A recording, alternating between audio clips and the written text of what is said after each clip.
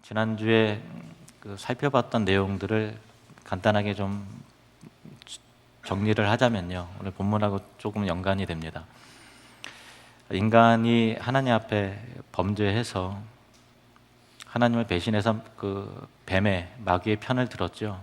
그래서 타락 이후에 우리 인간에게, 온 세계에게 임한 징벌, 형벌은 여러 가지가 있는데 크게 네 가지로 쉽게 정리를 하자면, 하나님과 영원하신 하나님으로부터의 생명 되신 하나님으로부터 떨어져 나갔기 때문에 하나님과의 분리, 즉 영적인 죽음이 우리 가운데 임했죠. 그리고 영적인 죽음이 임하자 우리 자체가 해체가 되는 육체적인 죽음, 영혼과 육체가 분리가 되고 또 죽음을 향해서 나아갈 수밖에 없는 육체적인 죽음, 이 형벌이 임하게 됐고요. 세 번째로는 환경의 저주입니다. 밭을 갈아도 그 효력이 잘 나타나지 않고 가시와 엉겅퀴가 나서 땀 흘려 일한 수고와 대가에 비해 간신히 먹고 사는 여러 가지 그 경제적인 고통과 또 지구촌 곳곳에서 일어나는 가난과 기근과 재난과 등등 여러 가지 사회적 갈등, 그런 환경의 저주, 그것이 세 번째 형벌이고요. 네 번째 형벌은 우리 마음에 진정한 그 평강이 사라지고 또 다른 사람을 의심하고 또 자기 자신을 타인보다 당연히 더 사랑하게 되는 이기적인 자아가 형성됐기 때문에 계속 관계에서 어려움을 겪죠. 부부 간에서든 또 부모와 자식 간에서든 사회 공동체에서도 여러 가지 갈등과 어려움을 겪는 관계의 실패에서 오는 고통, 영적인 죽음, 육체적인 죽음, 환경의 저주, 관계적 고통, 크게 네 가지의 저주가, 재앙이 우리에게 임했습니다. 그래서 그 모든 이 고난에서 우리를 자유케 하시고 잃어버린 생명, 영생을 회복시키시고 잃어버린 낙원, 하나님 나라를 우리에게 되돌려 주시기 위해서 지상 가운데 오신 하나님의 아들, 그분이 예수 그리스도이십니다. 그래서 지난주에 살펴본 바와 같이 바리새인이 예수님에게 그 하나님 나라가 물론 유대인들이 생각하는 하나님 나라의 개념과 다르기 때문에 그런 질문을 하는 거예요.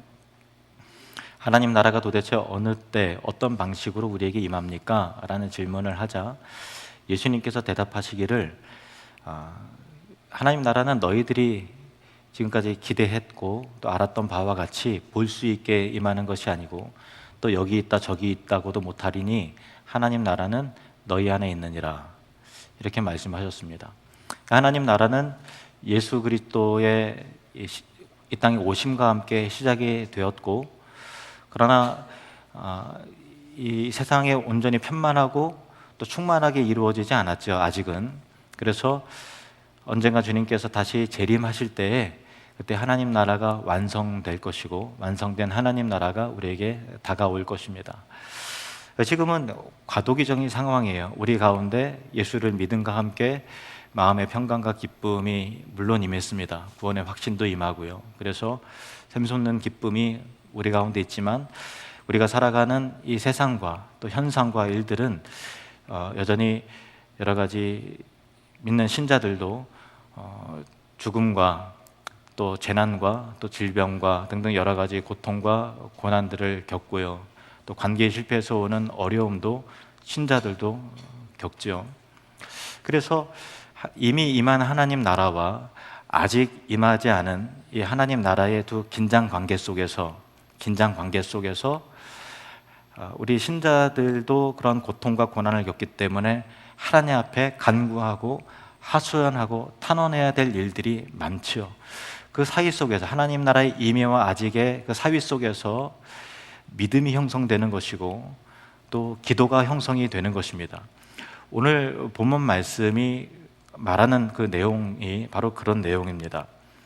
예수님이 말씀하신 이 비유는 불의한 재판관에게 간청하는 가난한 과부의 이야기인데, 이 과부가 굉장히 어려운 일을, 억울한 일을 당했습니다.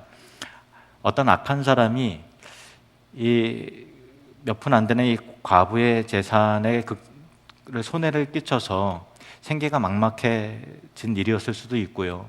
아니면 사랑하는 아들이 어떤 사건에 연루가 됐는데 억울하게 모든 죄가를 뒤집어 써서 정말 절박해진, 억울해진 그런 상황 속에서 하소연하는 것일 수도 있습니다. 그런데 이 재판관은 불의한 재판관이었기 때문에 뇌물을 받지 않고는 판결을 내리지 않는 이 불의함으로 악명이 높은 사람이었습니다. 이 과부는 돈이 없으니까 뇌물을 줄 수도 없었지요. 그래서 재판관은 뇌물을 주지 않는 이 과부의 억울한 서연을 들어주지 않습니다. 과부는 할 수 있는 일이 계속해서 날마다 찾아가서 제 이야기 좀 들어주십시오. 제 억울한 사정에 귀를 기울여 주십시오. 제발 선처를 부탁드립니다. 라고 날마다 하소연하는 수밖에 없었습니다. 나중에 날마다 찾아오는 이 과부를 생각할 때 이 불의한 재판관이 야, 도저히 귀찮아서 내가 못 살겠다. 어지간하면 뇌물 좀 갖고 올 줄 알았는데 진짜 돈이 없고 아마도 이 판결을 뭔가 내려주지 전까지는 계속해서 몇 달간 나를 힘들게 할 수 있으니까 그냥 하는 수 없이라도 그 과부의 부탁을 들어줘야 되겠다라고 해서 그 사정을 들어주었다라는 그런 내용입니다. 이 비유의 핵심은 공정한 법 집행보다 사리 사욕을 밝히는 불의한 재판관조차도 가난한 과부의 간절하고 끈질긴 호소에 굴복하고 과부의 청을 받아들이는데 하물며 하나님께서, 우리를 사랑하시는 하나님께서, 우주의 재판장이신 공의로우신 하나님께서 택하신 성도들의 간절한 호소를, 눈물의 기도를 들어주시는 것이 당연하지 않겠느냐라고 하는 것을 예수님께서 우리에게 가르쳐 주시는 것입니다. 이 비유를 말씀하신 이유가 1절에 나오는데요. 1절 말씀을 같이 읽겠습니다. 시작. 예수께서 그들에게 항상 기도하고 낙심하지 말아야 할 것을 비유로 말씀하여. 그리고 제일 마지막 절에 보면요, 8절 말씀에 같이 읽겠습니다. 내가 너희에게 이르노니 속히 그 원한을 풀어주리라. 그러나 인자가 올 때 세상에서 믿음을 보겠느냐 하시니라.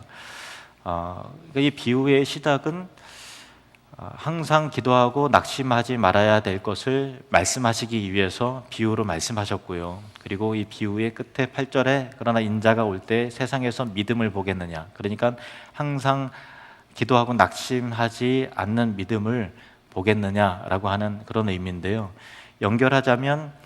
이 문맥상 연결하자면 하나님께서 원하시는 믿음은 어떤 믿음인가 하면은 항상 기도하되 낙심하지 않는 믿음이 하나님이 찾으시는 귀한 믿음이다 라는 것입니다. 같이 한번 따라해 볼까요? 하나님께서 찾으시는 귀한 믿음이란 항상 기도하고 낙심하지 않는 것입니다. 물론 인자가 다시 올 때 이 세상에서 믿음을 보겠느냐라고 하는 것은 도무지 그런 믿음을 찾아볼 수 없다라고 하는 부정적인 의미라기보다는요, 믿는 자가 많죠. 믿는 자가 많은데 항상 기도하고 낙심하지 않는 믿음은 흔하지 않는 믿음이니 너희들은 이런 귀한 믿음을 갖도록 해라 라고 하는 이 권고와 또 그런 기대 속에서 격려의 의미에서 말씀하신 것이죠. 하나님이 원하시는 믿음은 항상 기도하고 낙심하지 않는 것이다 라고 하는 이 가르침이 전제하는 바, 이것을 이 항상 기도하되 낙심하지 않는 것라는 것을 역으로 생각해 보면요, 믿음은 진공 상태에서 만들어지는 것이 아니라 항상 기도할 수밖에 없는 절박한 상황 속에서 신자는 기도하게 되고 그 상황 속에서 믿음과 인내가 연단 가운데서 만들어진다라고 하는 것을 우리가 알게 되는 것이죠. 그러니까 떡을 툭 던지듯이 옛다 믿음, 옛다 떡 이렇게 하듯이 믿음의 모든 수준과 내용과 또 하나님을 향한 그 모든 풍성함이 어느 날 갑자기 아멘으로 우리에게 이식되는 방식으로 믿음이 들어오는 것이 아니라 여러분의 삶의 현실 속에서 뿌리가 내려지고 갈등하고 고통하고 고민하면서 하나님 앞에 눈물로 기도할 수밖에 없는 그 절박한 상황 속에서 믿음은 내용을 채워가게 된다라고 하는 그런 것입니다. 여기 절박함으로 믿음이 만들어진 사람이 있습니다. 아브라함을 여러분에게 소개합니다. 75세에 부르셨습니다. 그때까지 자식이 없었습니다. 근데 하나님께서 아브라함을 부르시면서 너와 내 자손에게 복을 줄 것이다. 모든 민족이 너와 내 자손을 통해서 복을 얻게 될 것이다. 그리고 하늘의 별과 같이 충만하게 될 것이며 너가 결국은 창대하게 될 것이다. 약속을 하셨습니다. 그 말씀 믿고서 아브라함은 가나안 땅으로 들어왔습니다. 그리고 하나님께서 아브라함에게 너 이제 이름 바꿔라. 뭐라고요? 아브라함으로 바꿔라. 아브라함의 이름의 의미는 열방의 아버지, 열국의 아버지라고 하는 의미입니다. 쉽게 말하면은 많은 자식들의 아버지라는 뜻인데 그때까지 자식이 한 명도 없는데 이제부터 너는 많은 자식들의 아버지다라고 이름을 바꿔 불러라 라고 하셨다니 아브라함에게 있어서는 얼마나 좀 민망한 일이겠습니까? 그래도 자식은 죽고 나서 이름을 바꾸라면은 그래도 좀 편할 텐데 자식은 없는데 이름 먼저 바꾸라고 말씀을 하셨습니다. 그리고 아브라함은 하나님의 약속을 받고서 25년간 100세가 될 때까지 자식이 없었죠. 처음부터 하나님께서 너가 100세쯤 되면은 내가 너에게 자식을 주겠다라고 얘기했으면 25년간의 세월이 절박하진 않았을까요? 아직은 때가 아니겠거나 이렇게 생각을 했을 텐데 하나님의 약속을 받고 나서 그러면 오래 생기겠구나 이렇게 생각을 했겠죠. 안 주세요. 그러면 내년에 주시려나? 그래도 안 주세요. 그러면은 내년엔 주시겠지. 계속해서 이렇게 연장이 될 때 완전히 이거는 희망 고문이에요. 하나님께 또 물어보면 반드시 주실 것이라고 하는데 기다려도 주어지지 않는 그런 상황이죠. 점점 더 가능성이 없어지고요. 점점 더 절박해지고 이제는 어떤 생물학적으로도 도저히 불가능한 포기 상태까지 갑니다.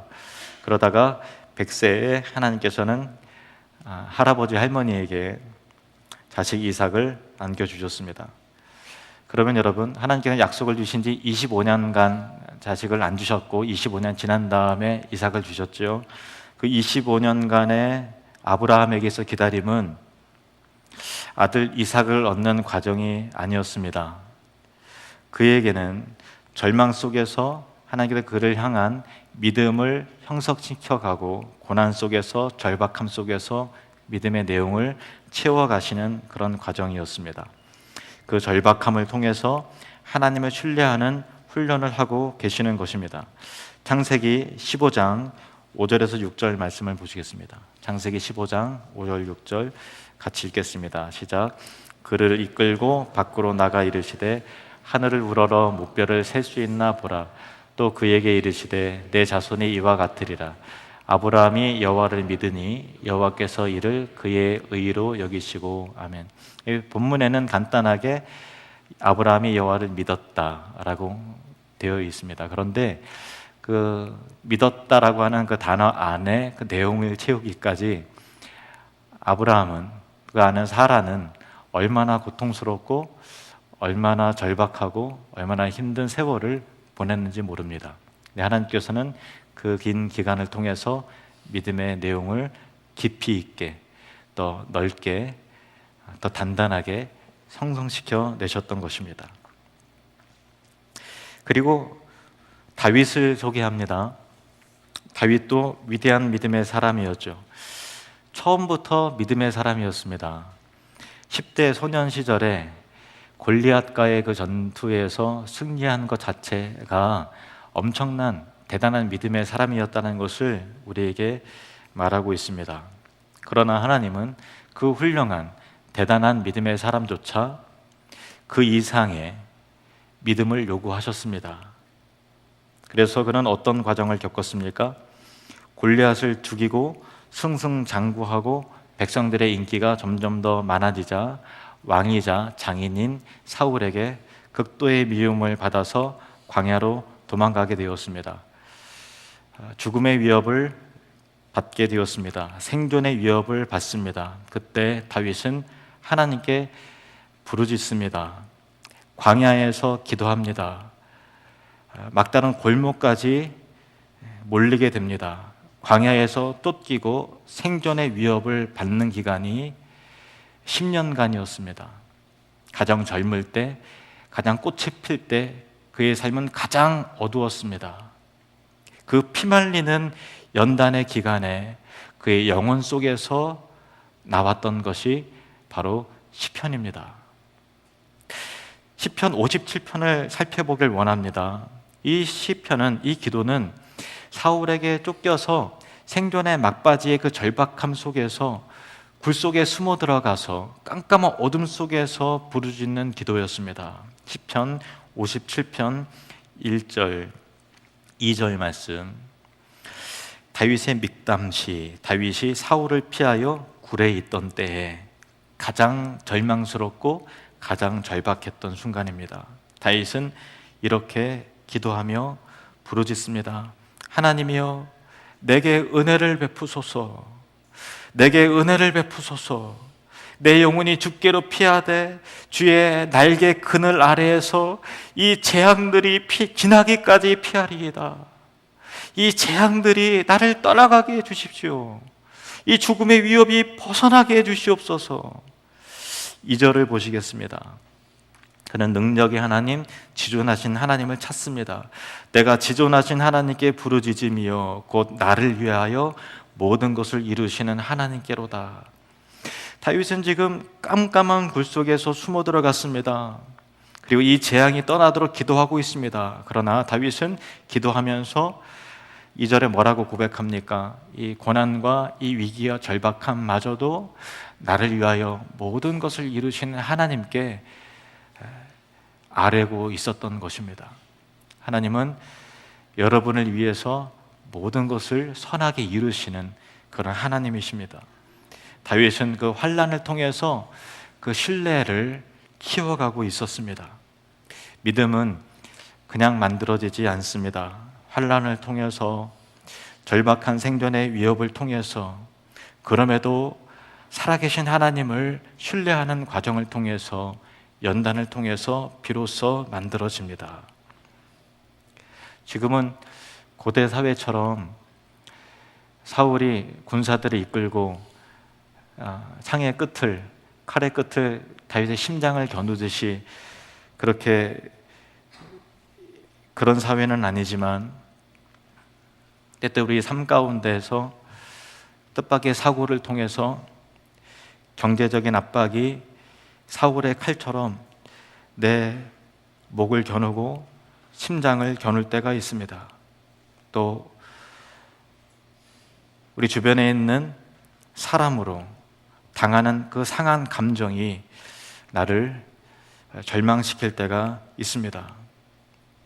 여러분, 축복합니다. 그때 다윗처럼 하나님을 만나시기를 바랍니다. 기도하는 사람은 낙심하지 않습니다. 하나님을 신뢰하기 때문입니다. 지금 살펴본 내용은 전혀 다른 분위기의 기도인데, 놀랍게도 아까 읽었던 시편의 후반부입니다. 시편 57편의 후반부인데 전혀 기도의 분위기가 180도로 바뀌었습니다. 7절부터 보시겠습니다. 7절부터 하나님이여, 내 마음이 확정되었고 내 마음이 확정되었사오니 내가 노래하고 내가 찬송하리이다. 내 영광아 깰지어다. 잘 보세요. 지금 불 속에 있어요. 깜깜해요. 그런데 내 영광아 깰지어다. 비파야 수금아 깰지어다 내가 새벽을 깨우리로다. 그리고 다윗은 더 생존의 절박한 그 위기 때문에 기도가 시작이 되었는데, 이런 기도의 내용이 원대해지고 웅장해지고 우주적인 하나님의 영광을 바라보게 되는 것입니다. 주여, 내가 만민 중에서 주께 감사하오며 문 나라 중에서 주를 찬송하리이다. 무릇 주의 인자는 커서 하늘에 미치고 주의 진리는 궁창에 이르나이다. 굴 속에 가장 좁은 그 틈바구니에서 웅크리면서 기도하고 있는데, 다윗은 영적인 눈이 뜰리자 하늘 위를 바라보고 하나님의 시각에서 역사와 우주와 시대와 민족을 바라보는 그 비전에 사로잡히게 된 것입니다. 하나님이여, 주는 하늘 위에 높이 들리시며 주의 영광이 온 세계 위에 높아지기를 원하나이다. 처음에는 살려주십시오, 살려주십시오, 살려주십시오 라는 기도가 하나님 안에서 인격적인 하나님을 만나자 놀라운 기도로, 비전의 사람으로, 믿음의 사람으로, 열방을 바라보는 사람으로, 원대한 사람으로, 위대한 사람으로 커져 있었습니다. 이것이 기도의 능력입니다. 여러분, 고난의 때에 단지 그 고난의 위기 하나 넘어가도록 기도했던 그 사람이 원대한 비전의 사람으로 세워지고 높아지고 커지는 위대한 역사가 여러분의 기도의 그 순간에 만들어지기를 주님의 이름으로 축원합니다. 사도행전 12장에 보면요, 초대교회에 큰 핍박이 일어났습니다. 교회의 지도자 중에서 요한의 형제였던 야고보 사도가 잡혀서 칼로 죽임을 당했습니다. 유대인들이 이 일을 기뻐하고 박수치며 좋아하자 이번엔 사도 베드로를 잡아서 옥에 가두었습니다. 그리고 죽을 날이 다가오고 있습니다. 초대교회는 너무나 큰 위기였습니다. 온 교회가 사도 베드로를 위해 간절히 하나님께 기도하면서, 주님, 우리를 불쌍히 여겨 주십시오. 이 교회를 불쌍히 여겨 주시고 베드로가 하나님 앞에 계속해서 쓰임 받아야 되는데 사도 베드로를 하나님 자유케 해 주십시오. 이렇게 간절히 눈물로 기도했습니다. 그 기도를 통해서 옥에 갇힌 베드로에게 하나님의 천사가 나타났습니다. 사도행전 12장 7절입니다. 호련히 주의 사자가 나타나매 옥중에 광채가 빛나며 또 베드로의 옆구리를 쳐 깨워 이르되 급히 일어나라 하니 쇠사슬이 그 손에서 벗어지더라. 같이 한번 읽겠습니다. 쇠사슬이 그 손에서 벗어지더라. 기도는 우리를 결박하여 묶는 억압의 사슬을 푸는 능력입니다. 고난의 사슬을 푸는 능력입니다. 죄의 사슬을, 마귀의 어둠의 권세의 사슬을 푸는 역사가 기도 가운데 주어지게 되는 것입니다. 시편 91편입니다. 여러분이 감동대로 아멘으로 구절마다 화답하셨으면 좋겠습니다. 이는 그가 너를 새 사냥꾼의 올무에서와 심한 전염병에서 건지실 것이미로다. 그가 너를 그의 깃으로 덮으시리니 내가 그의 날개 아래에 피하리로다. 그의 진실함은 방패와 손방패가 되시나니 너는 밤에 찾아오는 공포와 낮에 날아드는 화살과 어두울 때 퍼지는 전염병과 밝을 때 닥쳐오는 재앙들을 두려워하지 아니하리로다. 1000명이 내 왼쪽에서 10,000명이 내 오른쪽에서 엎드러지나 이 재앙이 내게 가까이 하지 못하리로다. 할렐루야. 이 응답과 이 권세가 여러분의 삶 가운데 나타나기를 축원합니다. 우리가 다시 생각해 보아야 할 것이 있습니다. 우리가 절박한 상황 속에서 기도한다고 할 때 그 기도가 나의 원하는 때에 내가 원하는 방식으로 응답되지 않을 때가 너무나 많다는 것입니다. 그래서 우리가 기도할 때 얼마나 많이 낙심하는지 몰라요. 얼마나 많이 두려워하는지 모릅니다. 기도는 했는데 응답이 없는 거예요. 기도를 하는데 그 사람이 바뀌어야 되는데 안 바뀌는 거예요. 기도하는데 상황은 더 악화가 됩니다. 언제까지 주님 응답되어야 됩니다. 언제까지 얼마가 해결돼야 됩니다. 그 사람이 마음이 바뀌어야 됩니다. 주님 제발 도와주십시오. 이렇게 응답되어야 일이 풀릴 것입니다. 이렇게 되어야 됩니다. 저렇게 되어야 됩니다. 그런데 이런 순간에 응답이 나타나지 않는데 어떻게 낙심하지 않을 수 있겠습니까? 여러분, 항상 기도하되 낙심하지 않으려면 여러분 꼭 기억하십시오. 기도 응답을 바라보지 마시고 우리 주님을 바라보시기를 바랍니다. 오늘 말씀이 바로 그것입니다. 6절, 7절 말씀을 보십시오. 6절, 7절 말씀 시작. 주께서 이르시되 불의한 재판장이 말한 것을 들으라. 하물며 하나님께서 그 밤낮 부르짖는 택하신 자들의 원한을 풀어주지 아니하시겠느냐. 그들에게 오래 참으시겠느냐. 아멘. 이 말씀의 강조점은 대조는 불의한 재판장의 응답과 하나님의 응답에 대한 비교가 아니라 귀찮아서 하는 수 없이 응답하는 불의한 재판장과 하물며 하나님께서라고 하는 하나님께서 그 밤낮 부르짖는 자들의 택하신 자들의 원한을 풀어주지 아니하시겠느냐, 그들에게 오래 참으시겠느냐라고 하는 하나님의 인격에 초점을 맞추고 있다는 사실입니다. 불의한 재판장과 하나님은 누구시냐라고 하는 비교이죠. 우리 하나님은 여러분을 사랑하십니다. 여러분을 향한 선하시고 온전하신 계획을 가지고 계십니다. 다윗이 굴 속에서 그 하나님을 만난 거예요. 시편 57편 2절입니다. 시편 57편 2절 같이 읽겠습니다. 시작. 내가 지존하신 하나님께 부르짖으며 곧 나를 위하여 모든 것을 이루시는 하나님께로다. 아멘. 지존하신 능력의 하나님께 기도하고 있어요.